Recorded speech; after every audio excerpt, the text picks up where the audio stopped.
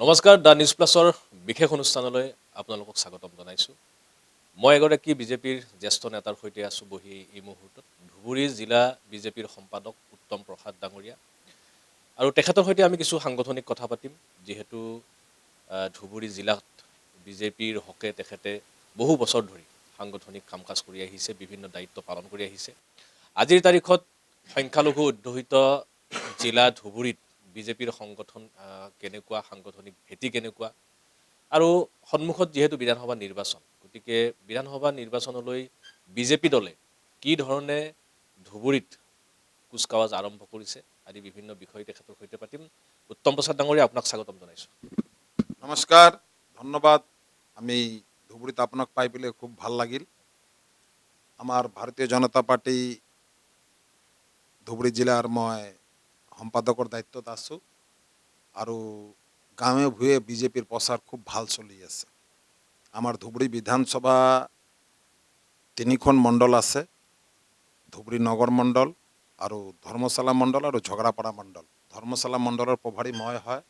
Last panchayat ইলেকশ্যনত আমি কাছাৰীহেট AP আমি জিকিছোঁ আৰু নালিয়া এপি জিকিছোঁ, আৰু আমাৰ সমৰ্থিত ইউনিট মেম্বাৰ প্ৰায় 25খনৰ ওপৰত জিতিছে।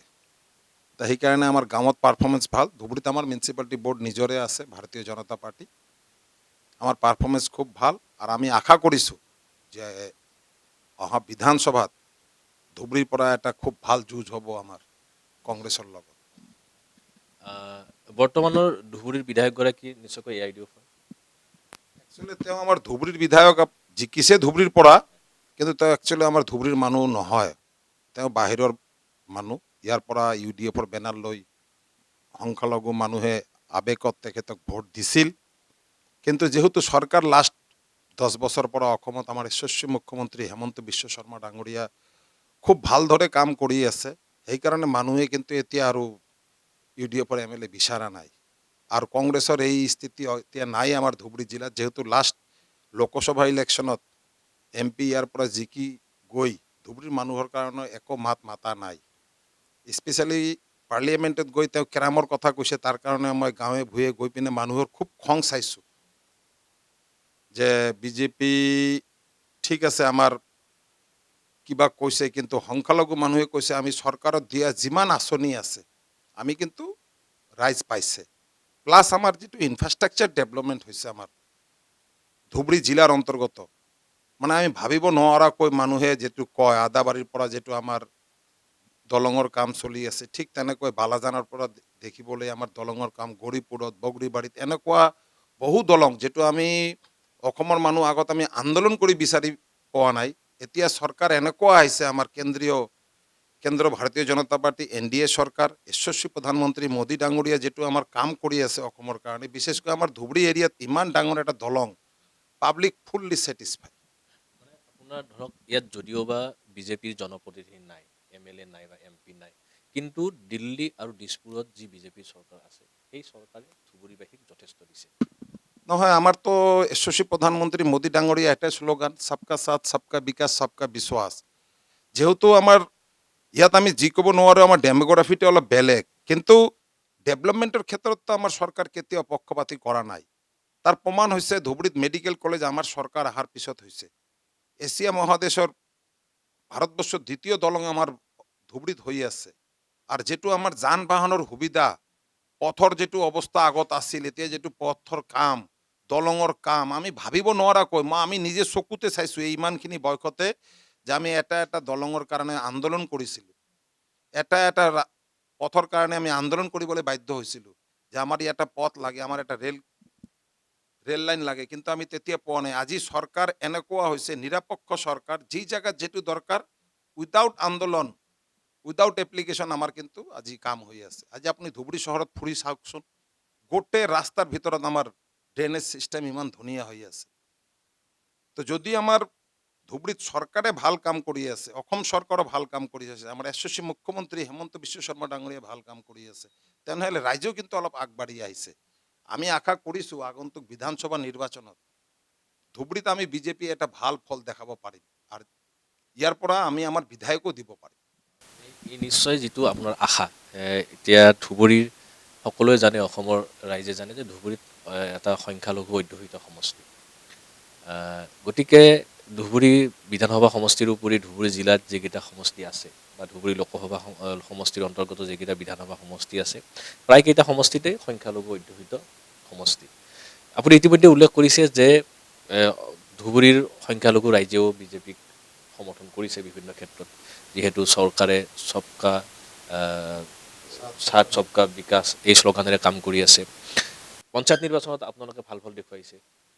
ধুবুৰীত টাউনত মিউনিচিপালিটি আপোনালোকৰ দখলত আছে। গতিকে এই ক্ষেত্ৰত সংখ্যালঘু ভোটাৰে ইতিমধ্যে আপোনালোকক সমৰ্থন দিছে।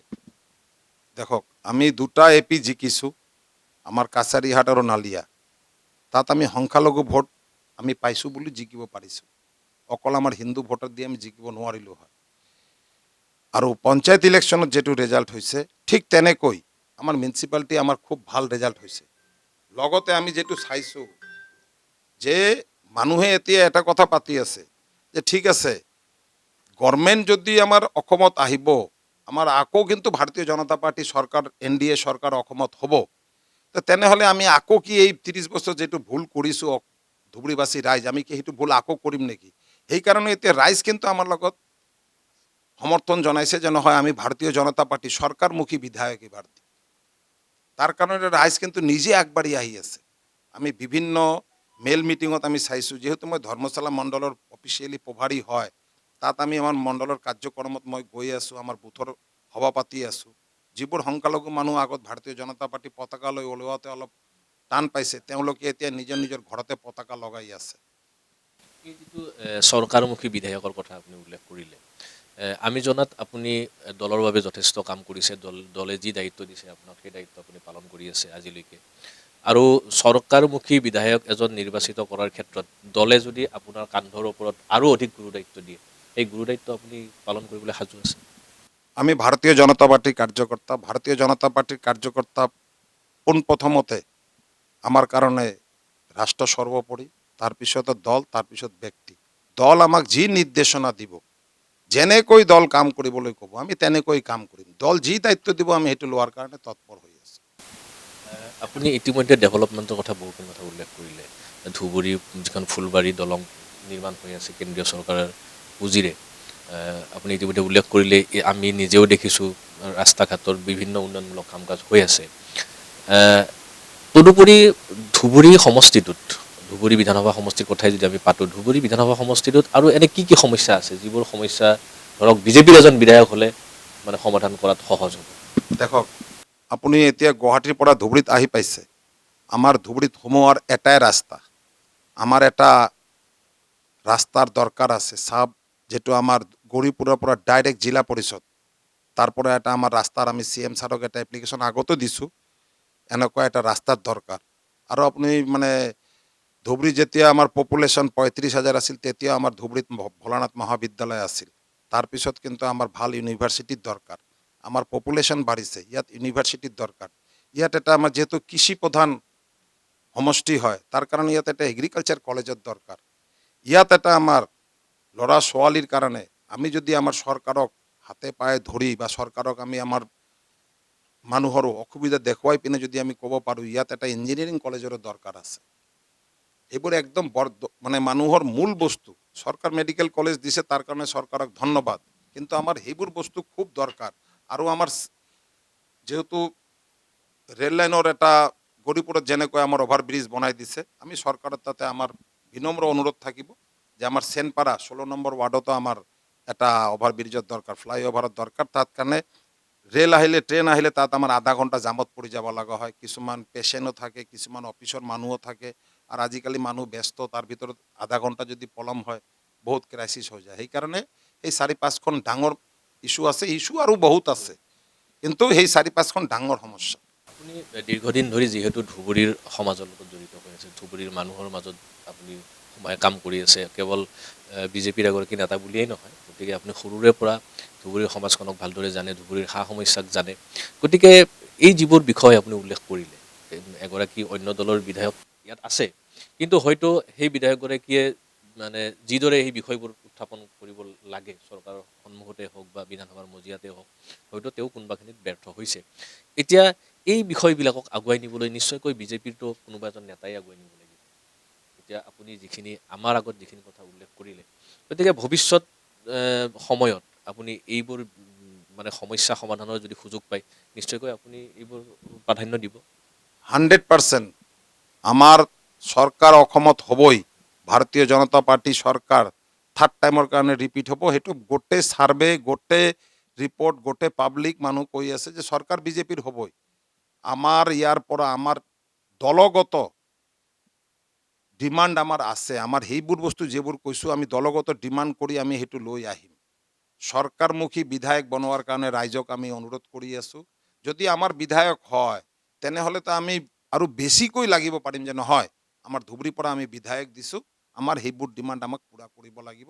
আৰু মই জানো আমাৰ যশস্বী মুখ্যমন্ত্ৰী হেমন্ত বিশ্ব শৰ্মা ডাঙৰীয়া ডেভেলপমেণ্ট কিন্তু খুব ভাল পায়। আজি আপুনি চাওকচোন, কৰোণা কালত এটাও কংগ্ৰেছী মানুহ ওলাব পৰা নাই। তেতিয়াৰ দিনত আমাৰ এই আজিৰ মুখ্যমন্ত্ৰী, তেতিয়াৰ স্বাস্থ্যমন্ত্ৰী কৰোণাৰ নিজৰ পৰিয়ালৰ পৰৱা নকৰাকৈ তেওঁ গোটেই গাঁৱে ভূঞে হস্পিটেলত ৰাতি দিনে জাগি থাকি মানুহৰ সেৱা কৰিছে। তেওঁৰ অসমক লৈ অসমৰ উন্নতিৰ কাৰণে তেওঁ দিনে ৰাতি কাম কৰি আছে।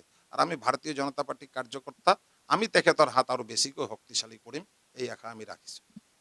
এতিয়া ধৰক সংখ্যাগৰিষ্ঠ মানুহৰ মাজত বিশেষকৈ আমাৰ হিন্দু প্ৰধান এলেকাত সংগঠন কৰা, বিজেপিৰ সংগঠন কৰা আৰু মুছলিম প্ৰধান এলেকাত বিজেপিৰ সংগঠন কৰাৰ কিছু কষ্টকৰ হয় বুলি বহুতে কয়। আৰু কংগ্ৰেছৰ পৰা এটা অভিযোগ সততে উত্থাপন কৰি অহা হয় যে বিজেপি আচলতে মুছলমান বিৰোধী। কিন্তু আপুনি ইতিমধ্যে উল্লেখ কৰিছে যে বিজেপিয়ে ইয়াত কোনো ধৰ্ম চাই বা জাতি চাই উন্নয়নৰ কাম কৰা নাই, সমভাৱে কাম কৰিছে বা আঁচনিবোৰো যিবোৰ আঁচনি দিছে সমভাৱে দিছে। গতিকে মই অন্য প্ৰান্তৰ মুছলমানৰ কথা নুসুধোঁ, কিন্তু মই ধুবুৰীৰ মুছলমানৰ কথা যদি সুধোঁ যে ধুবুৰীৰ মুছলমানে 26ৰ নিৰ্বাচনত বিজেপি প্ৰাৰ্থীক ভোট দিবনে নাই? দেখক ইয়াত দুটা বস্তু আছে। কংগ্ৰেছৰ পলিটিক্সে হৈছে সদায় মাইনৰিটি মানুহক ভুল বুজাই তেখেতে ৰাজনীতি কৰিছে। আজি আপুনি চাওকচোন, 2006 চনত কংগ্ৰেছ কেন্দ্ৰ চৰকাৰ আছিল। সাচাৰ কমিটিৰ ৰিপৰ্ট তেওঁলোকে বনাইছে। সাচাৰ কমিটিৰ ৰিপৰ্ট মতে ভাৰতবৰ্ষ সংখ্যালঘু মানুহৰ শিক্ষাৰ হাৰ কম। 1947 চনত দেশ স্বাধীন হৈছিল, 2006 চনত তেওঁলোকে ছাৰ্ভে কৰিছে। ইন বিটুইন তেওঁলোকে 50 বছৰ দেশত ৰাজত্ব কৰিছিল। তেওঁলোকে যদি 2006-ৰ ছাৰ্ভেত যদি ওলায় মাইনৰিটি মানুহৰ শিক্ষাৰ হাৰ কম, তা দোষটো কাৰ, চৰকাৰৰ হয় নে নাই? আজিৰ দিনত আমাৰ চৰকাৰ বাৰ বাৰ এটাই কথা কৈ আছে, সংখ্যালঘু মানুহৰ হাতত, এক হাতত আমাৰ প্ৰধানমন্ত্ৰী কৈছে এক হাতত পবিত্ৰ কোৰাণ শ্বৰীফ থাকিব লাগে, এক হাতত কম্পিউটাৰ থাকিব লাগে। আপোনালোকে কোৰাণ শ্বৰীফ পঢ়ক, লগতে বিজ্ঞান পঢ়ক, লগতে ইংৰাজী পঢ়ক, লগতে মেথ পঢ়ক। এইটো কি বেয়া কথা? আৰু সেই বস্তুবোৰ আমি সংখ্যালঘু ৰাইজক বুজাই আছোঁ। এই যে আপোনালোকে বুজোৱা বুলি কৈছে বা আপুনি বিভিন্ন মিটিঙত বা বিভিন্ন সভাত সংখ্যালঘু এলেকালৈ গৈ যে আপুনি বুজোৱা বুলি কৈছে, তেওঁলোকে বুজি আচলতে পাইছেনে নাই? দেখক আমি ফিল্ডত গৈতো যিমানখিনি কথা পাতি আছোঁ, সঁচাকৈ মই কথা পাতাতে যেতিয়া মানুহ বহি থাকে, মইতো দেখা নাই মানুহ কোনোবা উঠিছে। মানুহ উঠিলে আমি গম পালোঁ হয় যে নহয়, তেওঁৰ আমাৰ কথাখিনি ভাল লাগে নাই। মই যদি 50 মিনিট কথা পাতিছোঁ, মানুহ যদি 5খনো হিলা নাই 300 মানুহৰ ভিতৰত, তেনেহ'লে মই ভাবিম যে সেই মানুহবোৰ কথাখিনি বুজি আছে। আৰু মিটিং শেষ হোৱাৰ পিছত তেওঁলোকে কয়, দাদা সঁচাকৈ সেইবোৰ বস্তু আমি আগত জানা নাই। আজি আমাৰ চৰকাৰ আঁচনি দিয়াতে কোনো জায়গাত ভেদভাৱ কৰা নাই। আপুনি চাওকচোন, কেন্দ্ৰ চৰকাৰ আৰু ৰাজ্য চৰকাৰৰ আঁচনি মতে আমাৰ সংখ্যালঘু মানুহ এজ পাৰ সেন্সাস 2011 চনৰ সংখ্যালঘু মানুহৰ পাৰ্চেণ্টেজ 14.3%। কিন্তু কেন্দ্ৰ চৰকাৰ আৰু ৰাজ্য চৰকাৰ যিমান আঁচনি দিছে এজ পাৰ ডাটা 28-ৰ পৰা 32% সংখ্যালঘু মানুহ পাইছে। তাৰমানে তেখেতৰ যিমান চৰকাৰী ৰিকুৱাৰমেণ্ট তাতকৈ তেওঁলোকক ডবল দিয়া হৈছে। তাৰ কাৰণে কংগ্ৰেছ চৰকাৰ আগত সংখ্যালঘু মানুহক ভোট বেংক হিচাপে ইউজ কৰিছে। আৰ আমাৰ সৰকাৰ আহাৰ পিছত মোদী ডাঙৰিয়াৰ এটাই কথা, সবকা সাথ সবকা বিকাশ সবকা বিশ্বাস আৰু সবকা প্ৰয়াস। আমাৰ চৰকাৰ সেই নীতিতে আগবাঢ়ি আছে। মই শেষত এটা কথা আপোনাক পুনৰবাৰ সুধিম যে ধুবুৰীৰ সন্তান হিচাপে আৰু দীৰ্ঘদিন আপুনি ৰাজনীতিত থকা হিচাপে নিশ্চয়কৈ আপোনাৰ কিছুমান সপোন আছে। মই ব্যক্তিগত সপোনৰ কথা আপোনাক নুসুধোঁ, যিহেতু আপুনি ৰাজহুৱা জীৱন এটাত আছে, ৰাইজৰ প্ৰতি সমৰ্পিত মনোভাৱেৰে, দলৰ প্ৰতি সমৰ্পিত মনোভাৱেৰে আৰু ৰাষ্ট্ৰৰ প্ৰতি সমৰ্পিত মনোভাৱেৰে আপুনি কাম কৰি আছে। গতিকে ধুবুৰীক লৈ আপোনাৰ সপোন আৰু কি আছে? মোৰ বেয়া লাগে, মনটো খুব বেয়া হৈ যায় যেতিয়া মই মানুহক কথাটো পাতোঁ যে আপোনালোকে অলপখিনিৰ কাৰণে হিন্দু আৰু মুছলমান নোহোৱাকৈ যে ধুবুৰীয়ান হৈ চিন্তা কৰক আমাৰ ধুবুৰীত আমাৰ মাৰ গৰ্ভৰ পৰা উপযুক্ত সন্তান নোলায় নেকি যে আমাৰ MLA বনোৱাৰ কাৰণে বাহিৰৰ পৰা আনিব লগা হয় আৰু আমাৰ MP বনোৱাৰ কাৰণে বাহিৰৰ পৰা আনিব লগা হয় তেতিয়া মোৰটো খুব বেয়া হৈ যায় যে আমাৰ ধুবুৰীৰ কাৰণে কি দুৰ্ভাগ্য আজি কিবা যদি ঘটনা ঘটে আমি MLA MPক বিচাৰি নাপাওঁ মই এটাই কথা ক'ম আমাৰ ধুবুৰীবাসী ৰাইজ আপোনালোকে এটা চিন্তা কৰক আমাৰ ল'ৰা ছোৱালীৰ ভৱিষ্যত চিন্তা কৰক আমাৰ নতুন প্ৰজন্মৰ কথা চিন্তা কৰক কিয় আমি ইয়াত জন্ম হৈছোঁ মৃত্যু আমাৰ ইয়াতে হ'ব বাহিৰৰ মানুহ আমাক কেতিয়াও কান্ধা দিব নোৱাৰে মোৰ ঘৰৰ ওচৰৰে মানুহে মোক কিন্তু কান্ধা দিবলৈ আহিব সেইকাৰণে মই অনুৰোধ কৰিম আপোনালোকে যি কৰক চৰকাৰমুখী বিধায়ক দিয়ক আৰু চৰকাৰ ভাৰতীয় জনতা পাৰ্টিৰ হ'ব ভাৰতীয় জনতা পাৰ্টিৰ বিধায়ক ভোট দি জয়যুক্ত কৰক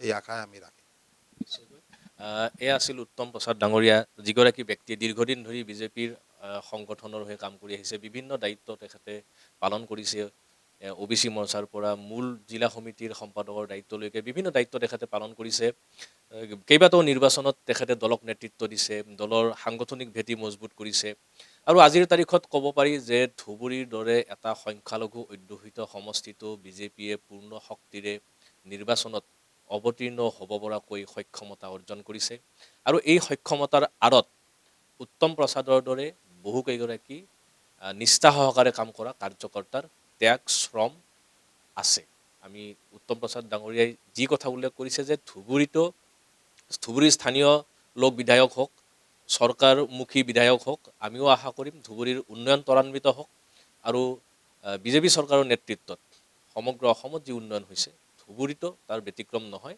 ধুবুৰীৰ উন্নয়ন আৰু অধিক তীব্ৰ গতিৰে আগবাঢ়ক আমি সেই আশা কৰিম আৰু উত্তম প্ৰসাদ ডাঙৰীয়াক তেখেতৰ যি ৰাজনৈতিক ব্যস্ততা তাৰ মাজত যিখিনি সময় আমাক দিলে তাৰ বাবে আমি তেখেতক ধন্যবাদ জনাইছোঁ যিকোনো খবৰৰ বাবে যোগাযোগ কৰক আমাৰ এই নম্বৰত 9181 307 221